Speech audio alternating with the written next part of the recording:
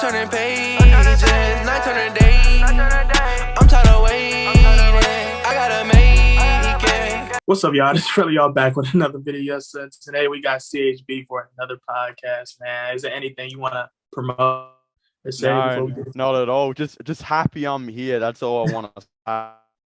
Man, I am too, man. And I got to ask you about how you feel about Rondo. Do you think this acquisition to get Rondo was the best move for the Cavs right now? I think it was an alright move. Yeah. I think it probably was one of the best things we could have possibly done. But then you look at Brandon Goodwin. Oh my God, that guy. Look, what people want to say about his bad pass at the end of the game, I actually think he's done pretty well for Cleveland. I wouldn't be surprised if we actually kept him on. So that's going to make the Rondo thing a little bit interesting. But considering Rubio is out for the whole year, I don't think there's really anyone better we could have gotten like for that cheap than Rajon Rondo at this point. So I'm pretty happy with the move, if I'm being completely honest. But I guess we'll have to see. He hasn't played a game yet, and we apparently traded for him like a week ago. So I don't know. I think it was only confirmed recently, but I'm excited. What do you think? Do you think Rondo is he going to be the backup point guard for the rest of the season, or do they maybe roll with Brandon Goodwin? I think they're gonna play him exactly how they did Rubio. I think they're gonna make him like a backup point guard, but he's gonna get starting caliber minutes. You know what I'm saying? Because I think that's really what they tried to do. They tried to find a legitimate Ricky Rubio replacement, and I think, like you said, Rondo was the best case scenario for that. Now, offensively, he's not bringing us what Ricky Rubio brings us, which is still gonna hurt. But yeah, playmaking wise, veteran wise, yeah. So yeah, I think he gonna come off the bench. But yeah, he gonna play 20 plus minutes a game for sure. Yeah. I think he should be pretty happy to get to Cleveland. Like, I mean, if there's any team in the league that would have been good for Rondo right now, I think we would have been that team, and he managed to find his way to us. So I reckon it's a good move. And to be honest, it's much cheaper than going out and getting Ben Simmons, which is a move that has been very, very talked about recently that I'm kind of excited didn't actually happen. But I don't know. It's a toughie. Like, some people like Simmons, some don't. But yeah, I'm glad with Rondo. I think that was a good move by us. I'm so glad you said something about Ben Simmons too, because I've been wanting to ask you about Ben Simmons, because I've been hearing about that too, right? People have been saying this is the best time to get Ben Simmons. This would make sense for us. And then even when we got Rondo, I've heard people say we should still get Ben Simmons. So what do you think about that? You think we should get Ben Simmons? Do you think he makes sense here in Cleveland? It is a really tough one because, like, if we were to trade Colin Sexton for Ben Simmons, like if we gave up Sexton a couple first round picks or whatever, I would probably do that deal, right? But if we had to give up Kevin Love to like match contracts up, I wouldn't do it, because I think Kevin Love is way too valuable to the team right now. Like, the guy's averaging 20 plus points in the last 10 games or something. Like, you can't get rid of the guy. His scoring is insane now. He's shooting like 5 threes a game. It's ridiculous how good he's playing. And he, like, all of a sudden jumped into 6-man of the year conversations. And I really think that for our team to be, good long term, we got to keep these shooters around. And I think, you got to keep Kevin Love right now, especially considering, Jetty Osman, he's out. I still don't know what he's out with, but he's out. And Yeah. Dylan Windley, he's just too inconsistent for me. Like, I just can't like get attached to Windley yet until I see him like actually start consistently playing ball. But it's a really, really tough one. I think, yeah, Colin Sexton and a couple first round picks for Ben Simmons, I don't think people would realize how much that makes our team better. But if it was like Kevin Love, Colin Sexton, a couple first round picks, I think the team, I don't know if it would even get better, just based on the fact that like the floor spacing we lose would be a hard hit. But yeah, I'm interested to see. Does it say anywhere where is Jetty Osman? What is he in? What's his injury? I need to know. I think they say 2 days ago, listed out because of protocol.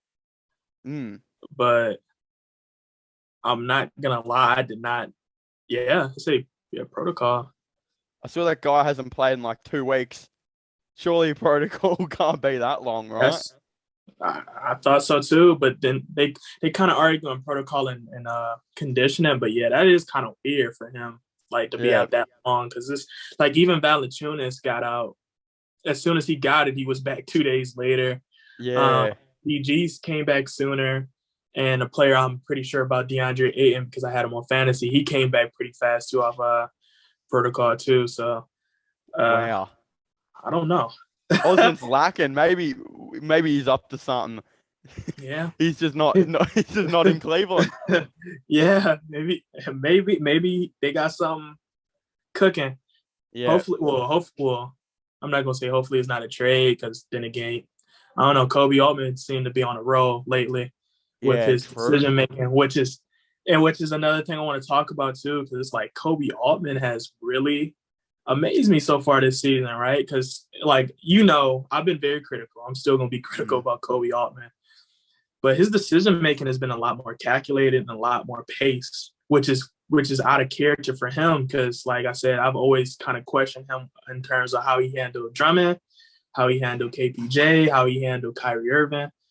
And even Kevin Love extension. So, going forward, you expect out of Kobe Altman? Like is it a trade you want to Yeah, see? Certain aggressiveness I you want to see? think I think he just needs to be cool, calm, and collected. Those are like the three magic words. Because this guy, well, if we're counting and it's for, fight me. Anyway, this guy just needs to keep going, right? Like he just needs to like do what he's doing right now. Take it one step at a time because like I feel like there is no rush. If we make the playoffs this season, it's a win, right? I Yeah. don't think he needs to do anything like straight away to put us in that championship contention, like go out and trade for a star or anything like that. I think you just kind of keep it patient and just see how we continue from here, keep developing these younger guys. And I think, you even do this the same next season. I think we've discussed about this, but honestly, I would wait till the 2023 off season, the one like towards the end where like I think LeBron and that will all be free agents. I think if you in playoff contention still by then, and you've only had to do a couple of moves here and there. You've still got all your picks, all your young players to develop. You should be able to, go out and try and get a guy like LeBron or try for someone else. And I think that's what you need to do. And I also think, his discussion with JB, because he knows now that JB Bickerstaff is going to be our long-term coach, just discussing with him about what he wants and how he thinks the Cavaliers are going to go, what the future is going to be like, I think is very important. And I wouldn't even be surprised if JB was one of the big reasons as well that we went after Rondo. I would assume he would have been one of the guys that would have put his hand up straight away and said, "This is the guy I want. I think he'll be a good, Ricky Rubio replacement. Let's just go get this done." And the Denzel Valentine, like the trading him away, that could have had some type of involvement in that. Maybe JB saw something he didn't like with him. There's so many different options, but yeah, I think that's what Kobe Altman needs to do. Just don't rush into it. I think there's a lot going on right now, and I think we're doing pretty well. And yeah, I don't know. I wouldn't even know who to go out and get now, to be honest. We probably need another scorer because we're really relying on Darius Garland. It's just there's not too many guys out there that we can like, I think, comfortably get. Like Terrence Ross, he'd be an all right scorer off the bench, but you got to match up salaries with him. He's not on a cheap deal. Still has another year left to go. There's so many tough situations like that. But yeah, I'm sure I think we'll be in the buyout market this year too. Like if a guy like Jeremy Lamb, if the Pacers can't find a trade away for him and they really want to start tanking, they'll probably be able to do it. But hey, if a dude like that became available, I would really try and get him on the buyout market. It's just he probably won't, you know what I mean? But yeah, that's just what I think Kobe Altman needs to do. It's really not too complex, and I think he's got it under control. So, in that turn, do you think we should be more aggressive for the buyout market or the trade market, Ooh, or does it it's gonna depend? be well. Are the Lakers gonna be that aggressive in the buyout market now? Because so many of these teams, I feel like, have dropped off, and it has opened spots up for new teams. And could Yeah. we be one of those new teams that like come in?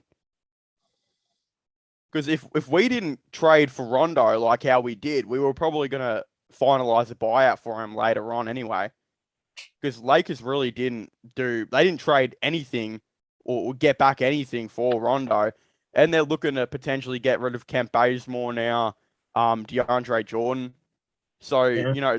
that they're definitely getting rid of players. So I think would Kent Bazemore, would he be an all right guy in Cleveland? Do you reckon? Is he someone we should look at? He'd be good for another vet. Yeah. He wouldn't answer. I think he would be a more seasoned Denzel Valentine, in my personal opinion. He could also be another ball handler because he's more experienced. He understands what to do. But in terms of shooting, I don't think he solves that problem. He could temporarily give us a wing, though, because we could put him at the small forward, and I think he would be decent to get us through. But I don't know if that's a target for us. Now, like you said, though, if he comes available and that is the best available for us, I think we have to take a chance because I think we all agree the Cleveland Cavaliers can truly make it to the offs. And we need as much experience around our young guys to make sure they understand what this means.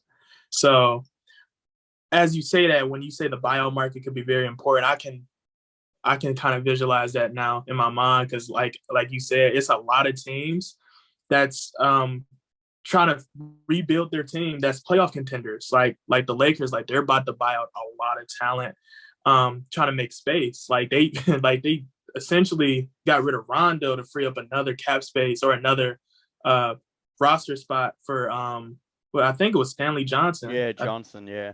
So yeah, this could be very entertaining for us too, because Lakers, if they drop Kent Bazemore or DJ or let's say who else could have a potential to be dropped on the Lakers. They've definitely got a couple. Like Rondo was on that list. Like there could have been a buyout for him any second, and we were just lucky we were the team that kind of got in and traded for him. To be honest. Yeah, because then you got Milwaukee who just dropped DeMarcus Cousins, which was I did not see that coming, and it was crazy. He was doing well the night they dropped him. So yeah, I can understand your point of view on that. That makes sense.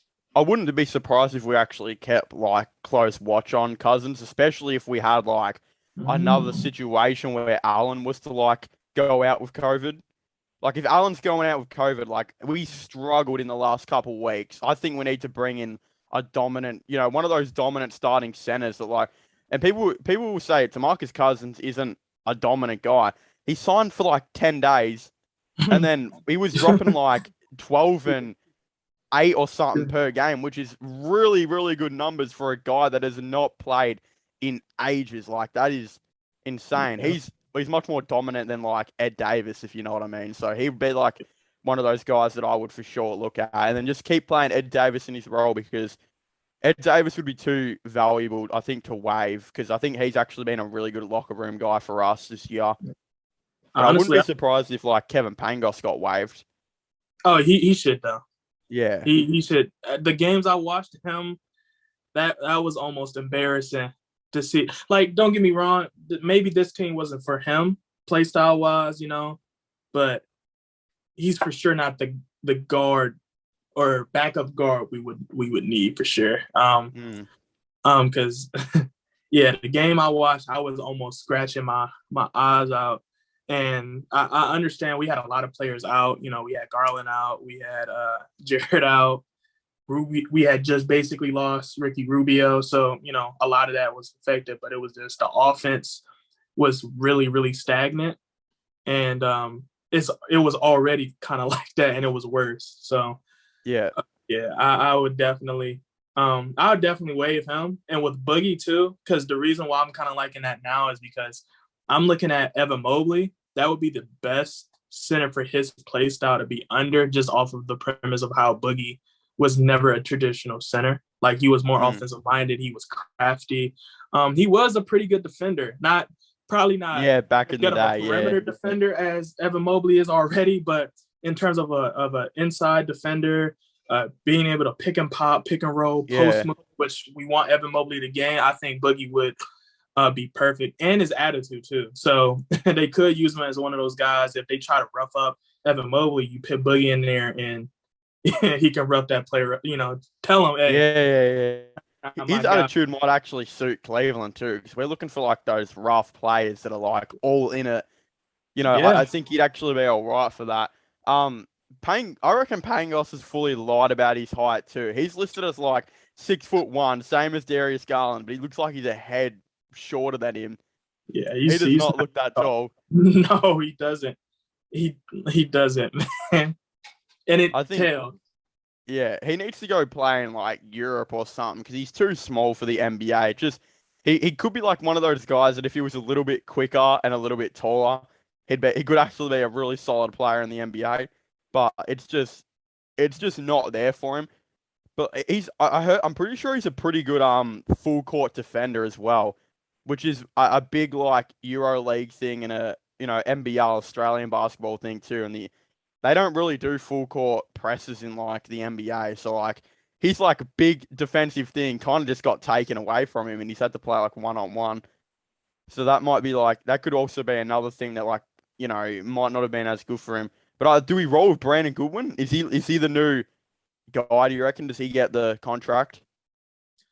I would give him another 10-day extension just to see how the chemistry. Now that we got our whole team kind of back, well, our young guys, I would just see how that works now. But I can see him, being a long-term role or backup point guard, backup guard for us. Because I think guards like him we do need off the bench too. Because eventually we are going to have to give, let's say Garland and Colin Sexton rest, right? And realistically, if Colin comes back, we're probably not going to bench Colin, assuming we don't move him. So it would only make sense to have a player ready. So I think he for sure. I think if you give him another 10 days, see how he goes. If he's still kind of meshing with this system, I think you might as well sign him for the rest of the year. I actually liked what he did last game. It was just that turnover at the end where everyone was like, "Oh, he sucks. He played a bad game." But like in reality, he actually played all right, and he got big minutes at the end of the game for a reason because he was good during most of it. So I think JB likes him too because he is like he is actually a pretty decent scorer. His 3-point shooting hasn't looked great, but if he gets that figured out, he could be a really solid guy for us. JB likes those pretty guys. Yeah. Do you think we'll try and shop maybe Dylan Windler? Yeah. I think we might shop him and Lauri Markkanen before the trade deadline. I don't think this experiment I don't think this experiment with either one of them is working right now. And unfortunately, we have to decide if we're going to possibly get another wing or a shooter or both. And I think Lauri Markkanen is probably the most realistic target for financial reasons. You pit Lauri, you can match essentially any deal you really want. You can match a buddy deal, a Harrison Barnes deal, let's say Brogdon deal, whatever, Karis LeVert deal. But and then Dylan Willer would probably be the most attractive because he's a young guy that's still got a lot of potential. He just got to stay healthy. So I can see Kobe Altman, Kobe Altman shopping him for sure. Even though I really want Dylan Willer here, it's just he just can't stay out the court, man. Like, because ideally he is the player we need. Like, I keep telling people that, and people ask me what I mean. Like, he's not strong enough, but height wise and shooting wise, he's exactly what we need. He just can't stay on the court. Yeah. He can't play consistently either. Like, his defense is either pretty decent or it's just like, what are you doing? Like, sometimes he's just running on the court and it just doesn't look great. But he is like, what is he, 6'6", 6'7" or something like that. Yeah, I think he's 6'7". Yeah, like the ideal to have him on the team and shooting consistently is there. It's just he can't seem to figure it out and he's always injured. And his contract's actually like, he's one of those guys where I think he's on like $4 million or something like that. Like he could always be thrown into a deal to match up contracts as well, because like $4 million isn't that could definitely be thrown around. But as you said, he is still pretty skinny. Like, I reckon if he put on a little bit more weight, he could actually be going all good. But yeah, it's tough. So yeah, 6'6". That is not a bad height at all. Shooting Yeah, guard, small forward, kind of do both. it's just that weight. Like, it's that weight that's like it puts you in question because it's like he got a decent height for what you can do, but that weight he's just gonna get pushed around. Like you put him at the small forward and he got to guard, let's say LeBron James that night. He's not gonna have fun, or Kevin Yeah. Durant. He's not gonna have fun. Brandon Ingram. Any of those type of small forward, and even some of the lower tier small, like let's say Kelly Oubre, he is not gonna have fun with him. Yeah. And to be honest, for Dylan Windler to be effective, he's gonna have to be on for it to kind of cancel out that disadvantage at that position. Mm. So I'm not even gonna lie. I got no idea what that even says. I've had to search that up because we don't do that in Australia. We don't do pounds. So I've had to search it up. In kilograms, it's 89 kilos. So there you go. I weigh more than him. This guy's too skinny. Yeah, oh my God. Like if he got his stuff sorted out, we would be so much of a better team.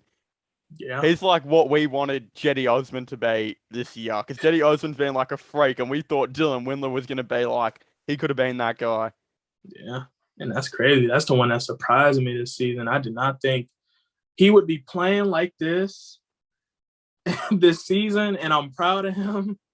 Don't think he should get paid stupid money, but if he keeps playing like this, he's another player I think we should consider keeping. It's like, and it's kind of crazy because Cleveland got a lot of talent on this roster. If they grow right, we do got a playoff contender team long term. Still some moves we got to make, though. Still some decisions we got to make, like Laurie. If we believe Colin Garland's going to work. Or we're going to put Isaac Okoro at the shooting guard long term, which I believe he should. And are we really truly eyeing players like Cam Reddish, Ben Simmons, and Karis LeVert, who are three players that can immediately impact our team, let that be positive or negative. So I think Kobe Altman for sure got his work cut out for him this season, this trade deadline for sure. So for you, right, like let's say you're the general manager, right, and all those three players, and even players I haven't even said, who do you eye? Like, is it Cam Reddish? Is it Ben Simmons? Is it Karis LeVert? Or is it somebody I haven't even mentioned? I would preferably like to go for a cheap wing in like free agency. There's also the fact that like, I said we need to take it slow and be patient, but do we do what the Knicks did last year and bring in like salary fillers? You know how they brought in Nerlens Noel, they gave him like 10 mil, Alec Burks 10 mil, this and that. They gave like 4 players 10 mil and stuff like that. People will say, well, the Knicks aren't doing too great now, which is true. But at any point, the Knicks could legitimately trade for like a star because they have so many of these contracts to match up to get a star. And it makes me wonder because the Cavs, that's an issue we have right now. Kevin Love's on 30 mil. Rubio's on 17 mil, but he's expiring. Markin's on 17 mil. But other than that, we don't really have any other contracts to match up with anyone. Like Osman's on 7 mil and Windler's on 4 mil. And then the other players are like, we want to keep. And then there's the other players that we don't mind trading are kind of on the minimum and stuff like that. So do we go out and get a salary filler? That's a question. I think, one of those guys that, I think a guy like, like Bogdan Bogdanovic on the Hawks, someone like going out and getting someone like him, I think in free agency would be good. I know he's not a free agent, but one of them, maybe Dante DiVincenzo, he could be an option. I've spoken about him before. He's definitely has the capabilities of guarding 1 through 3. Really good defender. He'll be looking for some money in free agency. I don't think the Bucks are super keen on bringing him back. He could be a guy that not only fits our team, but also like is a salary filler guy that we could legitimately trade anytime. And he'd have a lot of interest, I think, from other teams eventually too. But yeah, I don't really know. out of the three names you mentioned, I think Cam Reddish is pretty. I still like him, but when we're developing Isaac Okoro, how much is Cam Reddish like? How much do we need him now? That's the question I have. And if we go out and get Ben Simmons, how much do we have to give up for Ben Simmons? Yeah, there's a lot of ifs and buts, to be honest. Yeah, I agree with your take on Ben Simmons because that's kind of another reason why I'm kind of hesitant with even trading for him because realistically, like by default, we will have to give up Colin Sexton. Like for a lot of people, like and for the people who say, I'm not giving up Colin Sexton for Ben Simmons, then I would have to ask you, who are you giving up then? Because then that means you either got to give up DG, you got to give up Evan Mobley, you got to give up Jared. You got to give up somebody from that core because they already stated they want a talent.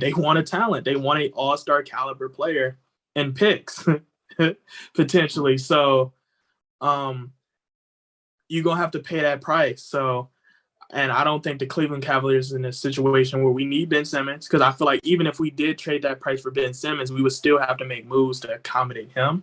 So let's say hypothetically we do trade Lauri Markkanen and Colin Sexton for Ben, right? I do not like our team on paper with Ben Simmons, DG, Evan Mobley, and Jared because I do not have faith in the shooting to accommodate Ben Simmons, especially if he's not going to shoot the ball, right? Which is only going to put more pressure and stress on DG, Evan Mobley, and Jared Allen to be on every single night, right? And if we make it to the playoffs, it's going to be even worse because you have a coach that can literally strategize for 7 games with that one team, and it gets worse because now that's where you start seeing the zones come out more. You start seeing the hedges. You start seeing the traps. You start seeing all that where Ben Simmons is basically being exploited because he's just not going to shoot the ball. He's just not aggressive. So I don't know. Because like I said, Ben Simmons could be practicing on that jumper as we speak since he's not playing. But as of what we've seen for the past couple of years, I don't know if Ben Simmons is truly the best player for the Cavs. I think Ben is going to be special on the team he gets traded to. I just don't think it's going to be the Cavs. Yeah, that's very true. Yeah, and it's also the tendencies of teams to foul him in the fourth quarter. Like, that happens too much, and he just can't. I mean, if he could shoot free throws, I feel like he would be a much more, like, even just one simple thing, hitting free throws would make him a 10 times more dangerous offensive player. But even that, I don't get his deal. I don't know what he's actually doing anymore. But yeah, what do you think about Cam Reddish though? Is he going to be a guy we look at? I think and I know people probably tired of me saying, but Cam Reddish, I honestly think Cam Reddish would be the best thing for the Cavs. Now, the problem is we might have to pay a ticket for him too, because I know the Atlanta Hawks general manager is probably looking at it from this perspective. The fact that Cam Reddish with less minutes is more efficient and has averaged more points this season, he can be a star if you give him some more minutes like this literally. Let's highlight this for a second. But he's 38% from 3. That's I didn't crazy. realize he was doing that well. That's what I'm saying. Like, and then when you look at this right here, oh shoot, hold up.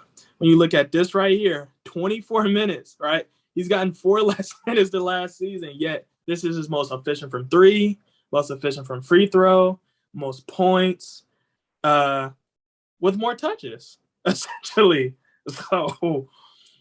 So Cam Reddish he's literally showing you this season he's ready to be a star or very close to it with those type of averages. So it's like if a player like Cam could get a team like the Cavs that's going to give him more minutes, I truly think that's it. Like so I do think and with Atlanta, I don't think they would want Colin for sure. No. So they would probably want either one of our bigs, maybe Lauri. I don't know. That might be. Maybe we could get off with Lauri. Yeah. Maybe that could work. I mean, what are the Hawks actually? Because there's the big rumor that they're going to be selling in the off season, aren't they? Wasn't there a big rumor that they're looking at a potential they're actually going to be one of the teams that are selling because they're not convinced on why am I forgetting his name? Why have I forgotten his name? I don't know. There's multiple players on their team. Danilo Gallinari, he's one of them. Like he just hasn't fit in with the Hawks. There's rumors they're going to be looking to get rid of him. There were rumors on other players too, because like right now at the time making this when we're doing this podcast, they are the 12th seed. Like they're not as good as what people think they are. They've got Bogdan Bogdanovic, who is not playing good at all. If they were to get rid of him, could you imagine then if they started Cam Reddish? Like he could explode then. There's Kevin Huerter, who will be a free agent, who's kind of doing his thing, but they might look to trade him now while they can. Gallinari's there. Onyeka Okongwu still might have some worth for a team out there. They could look to maybe trade away. Yeah. They've got players here which they can for sure make moves, and they've still got their foundation. Yeah, true. See, they've still got their foundation of like John Collins, Trae Young, DeAndre Hunter, which he's had injuries heaps. I still feel like he'll be an all right player. He just needs to get his body right. And even Clint Capela's still there. They could definitely sneak out a couple first round picks. And look, if they trade away maybe these players, if a team is really desperate and maybe they get a first round pick out of Bogdan, not only do they get a first round pick out of him, but they might get to start Cam Reddish and make him a lot better of a player. Yeah, that's an interesting point for sure. Because it's another young guy too that I can't think of his name. They've got Sharif Cooper, who I think could be a solid player one day. But what's the other small forward Atlanta has? And I think he's hurt though too. But DeAndre Hunter or DeAndre Hunter too. So that's another, because then they probably would have to decide between who they believe more, Cam or him. Yeah. So, but when you put it that way, I agree with you. Especially if they aren't selling. If they are selling, that is going to be weird for them, because they do have a lot of assets to make something happen. Like you said, they got contracts and Clint Capella to make stuff work. I'm not sure if they would trade John Collins. They might. They might, yeah. They might. They could. They might. They, like you said, they got Gallinari. They got Lou. They got attractive talents like Herder for a young guy. So, and Okongwu too, which I don't think they really give him that type of playing time, but that's obvious because they got Clint Capella and John Collins. So, and Gallinari. So that could very well be the case for Atlanta, where they just, I won't say blow it up, but kind of like a mini, like just, reboot. That's probably a little just quick kind of like reboot. a little refresh in their team. Yeah. And, we spoke about this earlier too, or in like a different podcast, but they're in no rush to trade Cam Reddish. Like realistically, if they wanted, they could keep this guy for the next 4 years if they really wanted, because like any contract this guy gets, he's still got another year left. And then after that, any contract they get for him, they can just match, and they've got all the time in the world to develop this guy and, turn him into a starter eventually. It's just, do he and Hunter, do they work together as the wing duo? Because both of them are pretty good 3-point shooters, but I don't know. I just don't know because both of them are pretty tall. Like, I don't know which one plays the shooting guard. That's the question that I have, because I don't think neither are natural shooting guards in the league anymore. I think they're both natural small forwards. You can honestly pick him at the power forward, which I think they actually did in the playoffs, and he had a very effective 3-point percentage too. But I don't even think you pick either one of them at the two. Honestly, I think you kind of use what makes them special. Put one at the wing and the four in y'all case, because y'all really don't need one. And honestly, the shooting guard y'all need like a catch and shoot shooter, like a Klay Thompson tier is play. I just don't know Kevin Huerter. Yeah, that's who they really wanted Kevin Huerter to be. He just hasn't necessarily up to that yet. So the question is too, do they move on from John Collins? Like, because they've ran this experiment for a while, and even though Collins is playing all right this season, would it make some sense to maybe just send John Collins elsewhere, and then you can start Cam Reddish at the power forward. Because I reckon Cam Reddish with Clint Capella, that could actually be an all right duo. Like, you've got Clint Capella, who's an all right interior guy, but he's mainly an elite rebounder, and can be a really good, pick and roll type of guy. Do you then put Cam Reddish next to him and maybe roll out a little bit of a smaller team instead of having John Collins at that 4? It's going to be a tough one. They've got moves to make. Oh, they've also, they took Jalen Johnson in the draft too. Like, that's a steal. Like, he could be an all right player in the future too. Yeah, that's gonna be weird because DeAndre Hunter 6'8", Cam Reddish, I believe, is 6'8". For some reason, I cannot see it. Oh, yeah, he's 6'8". So yeah, They got moves. Maybe. Yeah. Ew. I mean, he's a capable defender. So is DeAndre Hunter. Jeez, maybe trading away John Collins, their defense would probably improve having Cam Reddish at the small ball 4. Yeah. If they really believe in their offense, you could double down. Or you might even want to trade Clint and just move John Collins to the 5, or assuming if he would be comfortable with that, and just have a very mobile starting 5, because a lot of teams would not be able. Our pace would be crazy. And the perimeter defense would be pretty good, even though there's not much interior defense there. Perimeter defense it'd be tough. Yeah, they would be kind of honestly banking on that like Golden State philosophy, really. And they can probably get away with just signing like a very cheap rim protector. Like, let's say JaVale McGee hit the market again, get him. Had Phoenix not signed Bismack Biyombo for the rest of the season, maybe get him. But, one of them caliber centers to protect the rim, and that might be kind of fluid to come off your bench. So, they definitely got their options. Yeah, well, there's another team that's selling. There's so many teams that are selling this year. Like, I don't know. I think the Cavs could definitely look at this Hawks team too, and maybe could be a couple players on here that would go all right. I wouldn't even mind if they want to swap, if they would want to swap Bogdan, I wouldn't even mind trying to swap, Lauri Markkanen for Bogdan Bogdanovic. I wouldn't either. Yeah, I think that would make a lot of sense for us. I don't know about them, but it'd be cool for us. That would definitely be cool with us. For sure, I would love it.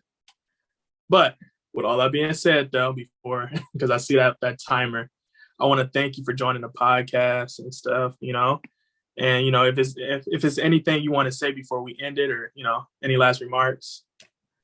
I'm just hoping the video that I made on the Cavs, because me and you have both made videos, I think, saying that, we're going to make the playoffs. I'm just hoping this ain't going to, come back to bite us and stuff, because we've had a bit of a rough patch recently. We've had a lot of bad luck, especially with COVID. Let's just hope we continue going. Yeah, man, because this is the year. I really think this is the year. And COVID has been hitting us hard, and we have been overcoming these challenges. And it's we know we should be in the playoffs because we had one of the hardest schedules in the league. Yeah. Especially to start off, and we did really, really well, right? And I know. And right now we're like I said, we're a 5th seed in the Eastern Conference. So it's we should be in the playoffs. I didn't think we was going to be this good this early. I predicted 35 wins. And right now it's looking like we're going to get way more than 35 wins. Yeah. So I'm for sure proud of my Cavs. I'm hoping so, yeah.